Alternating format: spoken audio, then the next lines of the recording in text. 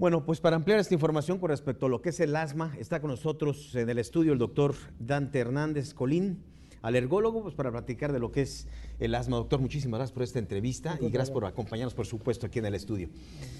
Pues esto es muy interesante, ¿no? Lo que se realizó en días pasados, organizado por AstraZeneca, el Summit de Especialidades de Neumología y Alergología 2019.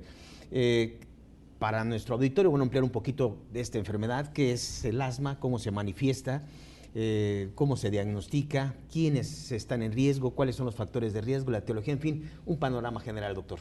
Claro, el asma es una enfermedad ampliamente conocida y esto pues prácticamente la padece más o menos el 9-10% de la población en el mundo, como habíamos pasado en la cápsula informativa. Y en México hicimos un estudio hace algunos años en donde se identificaron regiones que más prevalencia de asma, por ejemplo el sureste por el tema de la humedad. Aquí en el occidente del país hicimos ese mismo estudio y detectamos aproximadamente entre 9 y 10% de prevalencia. Este estudio fue hecho entre niños de 5 a 6 años y de 13 a 14 años. Aquí cabe mencionar que el ambiente respiratorio que nosotros estamos respirando es una fuente importante de pólenes, de por ejemplo, sustancias que tenemos aerotransportadas.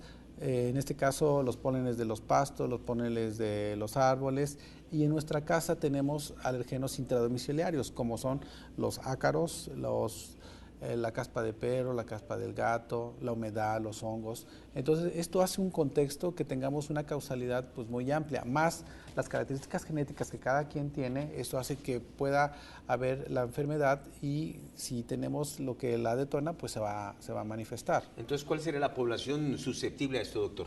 En el estudio que sacamos es que el asma se empieza a manifestar desde la infancia. ¿Desde la infancia? Incluso hay muchos estudios que hay una marcha atómica. El niño que va empezando empieza prácticamente desde bebé, que son los que tienen sibilancias, como chillidito, el lactante con sibilancias, y luego va presentándose esto cada vez con más problema para respirar, con un silbido, así que le llaman en los pueblos, a veces te dicen que le pilla el pecho, o que tiene ya contracciones y le falta el aire. Eso ya es algo un poquito grave, que incluso puede hasta cambiar de coloración, y aleteo nasal, que es un signo, y tiros intercostales, se ven las costillas que están precisamente batallando para respirar. Esos son datos de una crisis de asma. Son los signos para poder identificarlo entonces. Muy comunes, que a veces precisamente no tienen el tratamiento.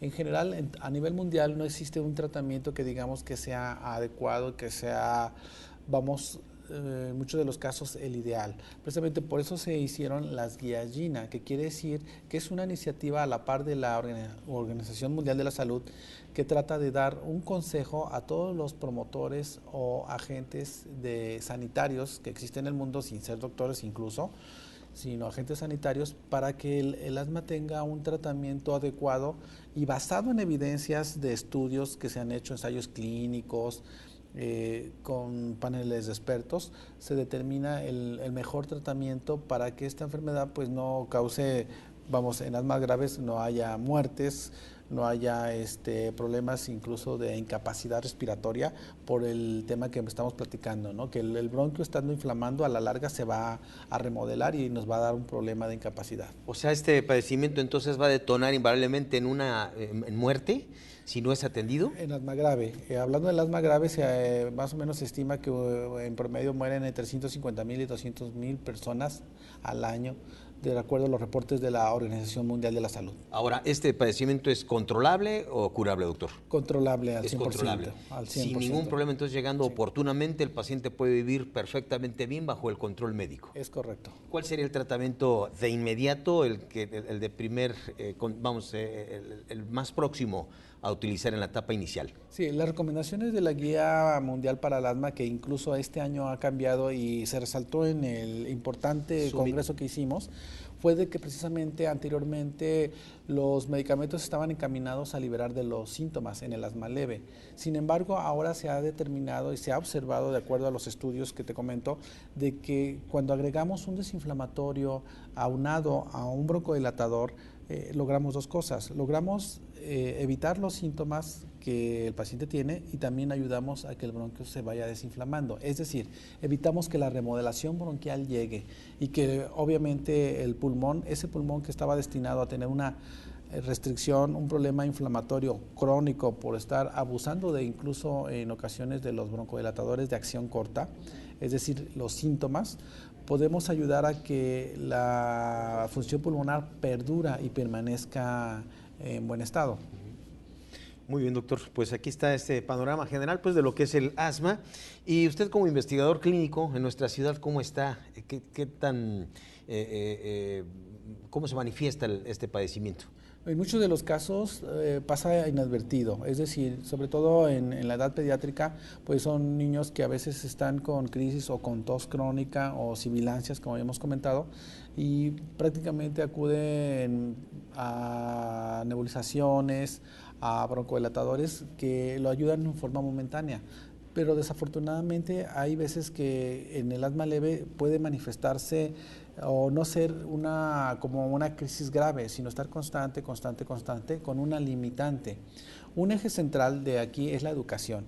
Por eso precisamente yo laboro en el Hospital Civil de Guadalajara y ahí lo que hacemos también es cursos para los pacientes. Identificar a los pacientes también es importante por medio de un espirómetro, porque muchos de los pacientes que han tenido una enfermedad respiratoria, ya sea asma o incluso enfermedad pulmonar obstructiva crónica, que es otro tema, pero va muy relacionado con la salud bronquial. Si no tienes una forma de medirlo, que es un espirómetro que consiste en soplar en un dispositivo computarizado, nos da cómo está de inflamado el pulmón. Y ese nos va a dar así como la pauta para la clasificación y asimismo para dar el tratamiento adecuado.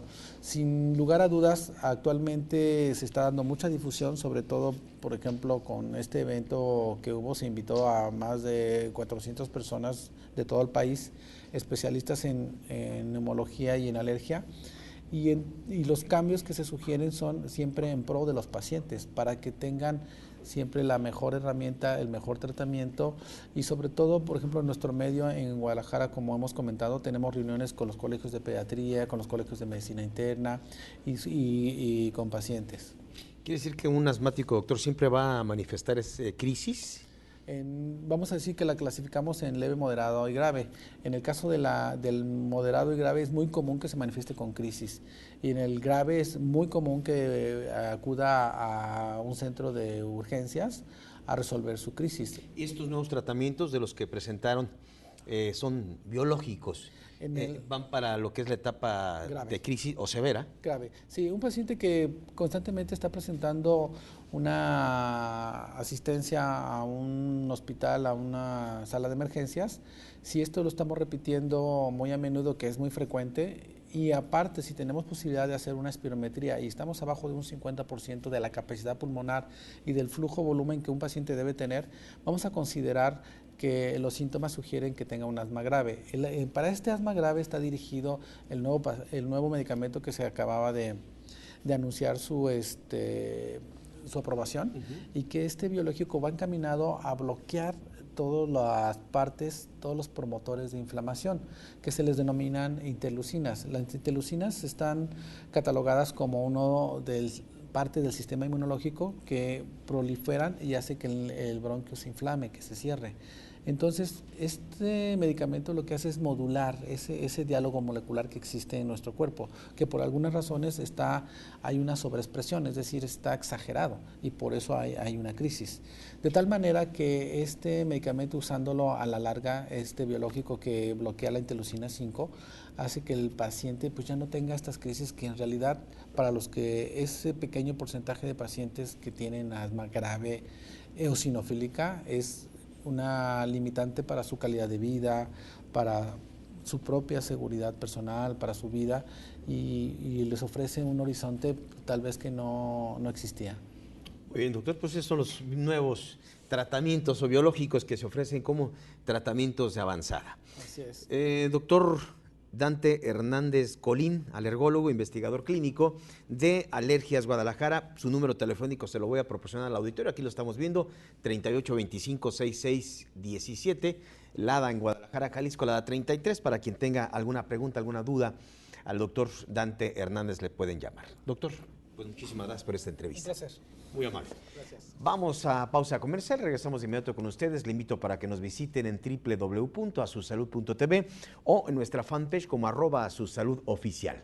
Pausa comercial, regreso con usted aquí en A Su Salud, el programa de los especialistas.